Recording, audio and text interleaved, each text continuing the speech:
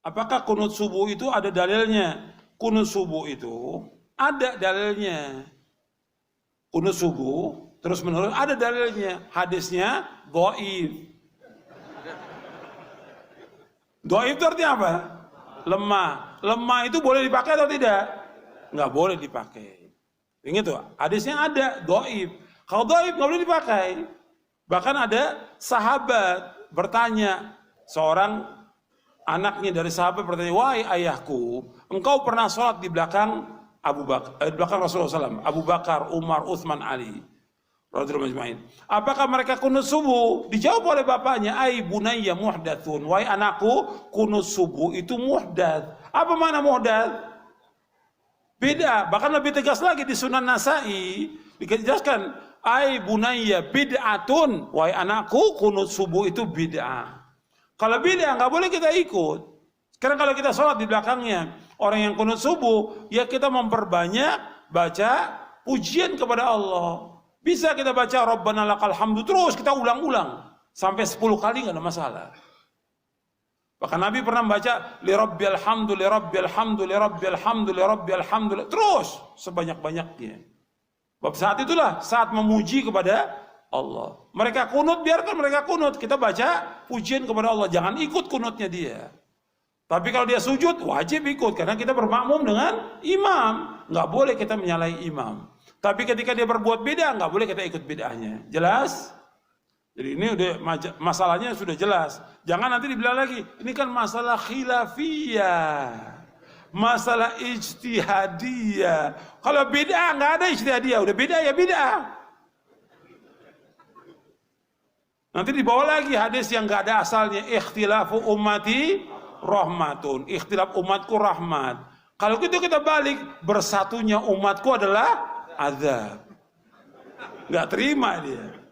Karena ini memang nggak ada asalnya hadis ini, ikhtilaf nggak ada asalnya, nggak ada dari Nabi, nggak ada dari sahabat, nggak ada sama, nggak ada asalnya sama sekali. Sudah ketinggalan zaman. Hari gini orang masih kelahi lagi masalah kunut subuh. La haula wala quwata illa billah. Dulu ya, zaman saya kecil, anak muda NU masih bertengkar dengan anak muda Muhammadiyah. Anak muda Muhammadiyah mengatakan subuh enggak pakai kunut. Anak muda NU mengatakan subuh mesti pakai kunut. Akhirnya saking hebatnya perdebatan sampai jam 2 malam. Besok sama-sama enggak sholat subuh. Ini sudah tidak ada lagi. Ketika saya ditanya, Ustaz, iya, kenapa Islam ini banyak betul khilafiyah? Kenapa banyak betul khilafiyah, Pak Ustaz? Ente mengatakan banyak khilafiyah karena ente pecandu khilafiyah. Sekarang saya tanya, tunjukkan sama saya mana mazhab dalam Islam yang mengatakan tidak ada sholat subuh. Hanafi, Maliki, Syafi'i, Hambali. Mana mazhab dalam Islam yang mengatakan tidak ada solat subuh? Tak ada, Pak Ustaz. Kalaupun ada mazhab yang mengatakan tak ada solat subuh, itu namanya mazhab Al-Ngawuriyah. Mazhab Abu Hanifah, Imam Hanafi, meninggal tahun 150 Hijrah di Kufah. Mazhab Maliki, Imam Malik bin Anas, meninggal makamnya di Baqi, Madinah tahun 179. Mazhab Imam Muhammad bin Idris Asy-Syafi'i, makamnya di Mesir, Kairo tahun 204. Mazhab Ahmad bin Hanbal Hambali, makamnya di Baghdad, Irak tahun 241. Sepakat 4 mazhab ini bahwa solat subuh itu fardhu. Tak ada ikhtilaf tentang solat subuh.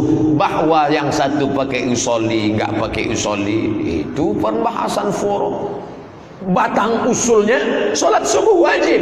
Bahwa ada yang pakai usolli, ada yang enggak pakai usolli, khilafiyah. Bahwa yang satu bismillahnya jahar, bismillahirrahmanirrahim, yang satu bismillahnya sir. Alhamdulillahirabbil alamin, Ar-Rahmanir Rahim. Itu tak masalah. Masalah yang satu bangkit, wa sami'allahu liman hamidah, Allahu akbar. Yang satu pakai kunut. Tapi andai saya disuruh jadi imam di Palembang, saya tak akan mau sholat subuh jadi imam. Kenapa? Saya tak tahu masjid ini masjid NU apa masjid Perti apa masjid Persis apa masjid Muhammadiyah. Maka saya tak ingin menimbulkan fitnah. Maka kalau disuruh, tafadhal, mana imam ratib, mana imam tetapnya.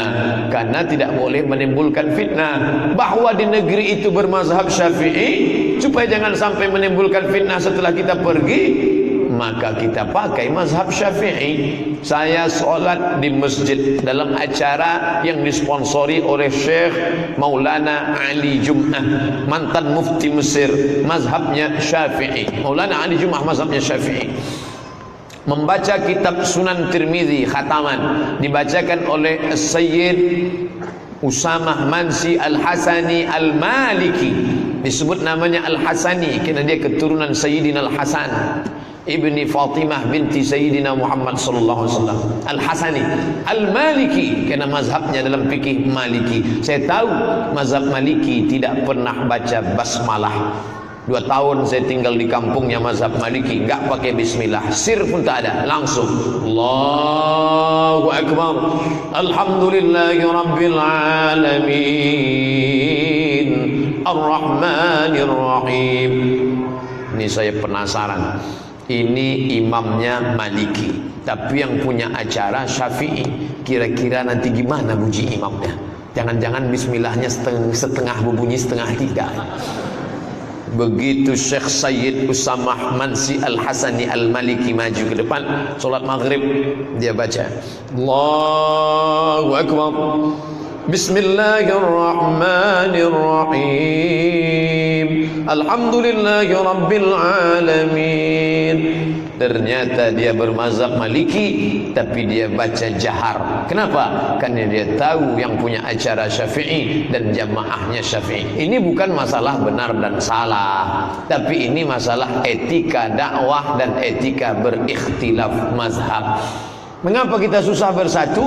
Kadang sebagian orang ini ketika dia maju, dia bukan mau takliful qulub, dia bukan mau menaunkan hati, dia malah mau menunjukkan ini loh yang tampil beda ini.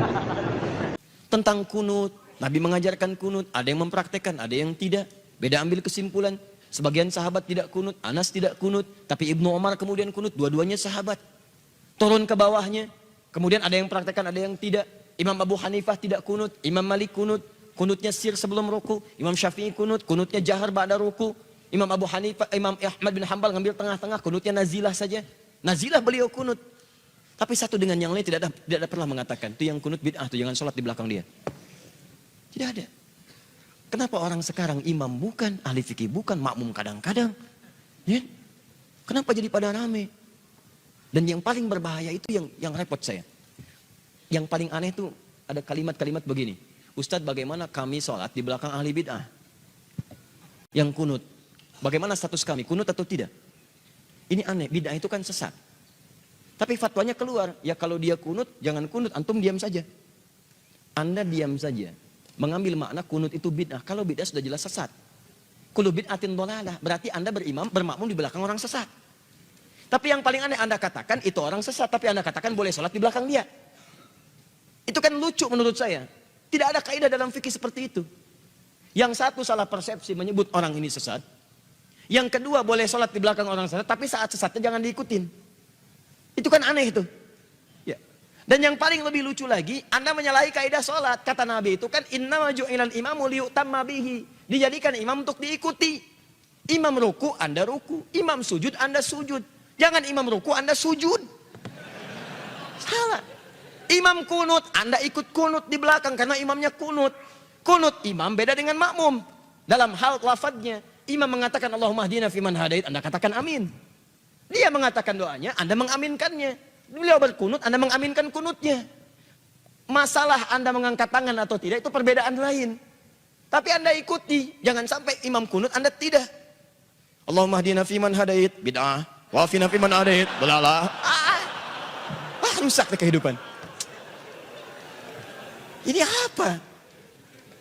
Dan saya nggak pernah mendengar yang seperti itu. Ini bukan kaidah namanya. Kalau imam tidak kunut, yang kunut ikut tidak kunut. Jangan terlampau soleh. Imam sudah salam, ini sujud sahwi. Ngapain? Jadi kalau Anda bermakmum di belakang imam yang tidak kunut, Anda nggak usah kunut. Jangan kunut sendirian. Ini imam sudah sujud begini aja gitu kan. Allahu Akbar, Allahumma hadina fiman hadait. Anda keliru. Sama aja dengan yang pertama tadi. Ya, sama aja. Nah, karena itu teman-teman sekalian, tempatkan sesuatu pada tempatnya yang baik. Kadang-kadang suka salah persepsi juga. Bahasa hadis, Anda harus pelajari dulu bahasanya. Kadang-kadang ada bahasa begini, kadzab. Dalam bahasa standar normal, kadzab itu dusta.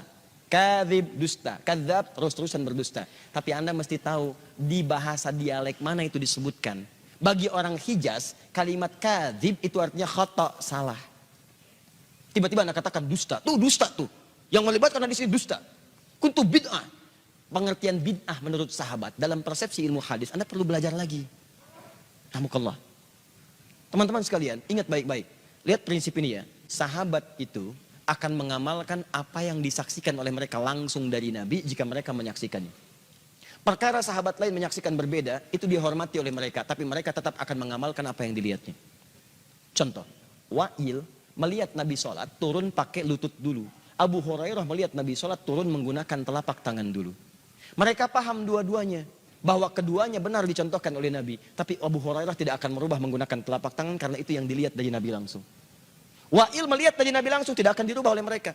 Makanya ketika ada orang mengatakan, bertanya, ya abati, duhai ayah, saya melihat sekelompok mereka melakukan kunut dalam subuhnya, bagaimana pendapat ayah? Bid'ah. Maksud bid'ah di situ bukan menyalahkan orang kunut, tapi maksudnya saya tidak pernah menyaksikannya saat saya bersama Nabi. Saya jaga amalan saya seperti saya lihat dari Nabi.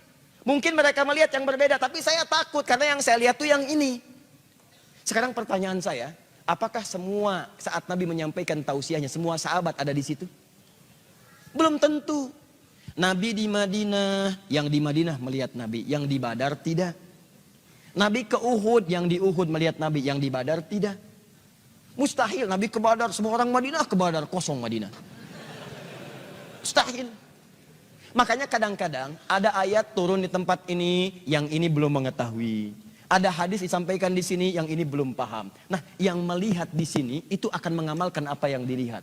Yang dilihat di sini itu mengamalkan apa yang dilihat. Makanya dalam kasus kunut ada yang mengatakan bid'ah, bukan bid'ah maksudnya. Kemudian, maaf, menilai bahwa perbuatan itu menyimpang dari ketentuan agama, bukan.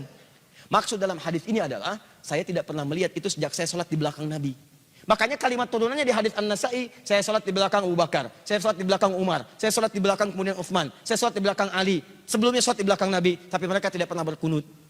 Karena engkau sholat di belakang mereka semua itu saat mereka tidak kunut. Tapi tahukah Anda saat mereka sholat di tempat lain, ada orang yang bermakmum di belakangnya mereka kunut? Itu masalahnya. Jadi disimpulkan oleh para ulama, apa Anda mau mengatakan Imam Syafi'i bid'ah? Wah kan imam itu manusia, bisa aja salah. Kalau Imam Syafi'i salah, guru Anda salah. Saya lebih baik memilih Imam Syafi'i daripada guru Anda. Karena diketahui peluang salahnya lebih kecil dibandingkan dengan Anda sekarang. Itu poinnya, siapa yang lebih dekat kepada Nabi SAW? Syafi'i itu salaf. Salaf itu orang yang hidup di kisaran abad kedua hijrah. Batasnya 200 tahun hijrah. Ini salaf namanya. Di atas ini khalaf. Khalaf. Pengikut ini disebut dengan salafi. Imam Asy-Syafi'i lahir 150 hijrah, berarti salaf. Imam Abu Hanifah wafat 150 hijrah, salaf. Maaf, Imam Malik lahir 93 hijrah, salaf. Imam Ahmad lahir 163 hijrah, salaf. Anda lahir berapa hijrah? Berarti Anda bukan salaf. Nah, ketika Anda mengikuti ini semua, maka ini disebut dengan salafi. Saya kadang mau senyum lagi. Ustadz Adi itu bukan Ustadz salaf ya, emang betul. Saya Ustadz kholaf. Karena Ustadz salaf itu Ustadz yang lahir di kisaran tahun 200 hijrah. Kalau saya disebut Ustadz salaf berarti saya Ustadz yang diawetkan sampai sekarang. Yang salah.